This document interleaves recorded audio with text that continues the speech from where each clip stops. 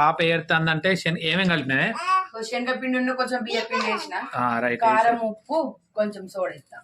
బిడ్డ స్నాక్స్ తింటారట అని చెప్పి చేస్తాను మొత్తం. చూడు నాకు ఇస్తావా? ఎందుకు ఇవ్వవు? నాకు ఇస్తే ఏమైతుంది? సరే నీకేనా?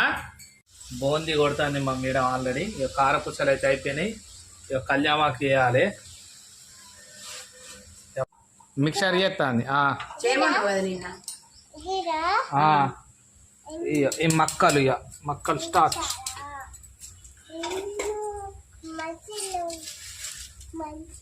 పల్లీలు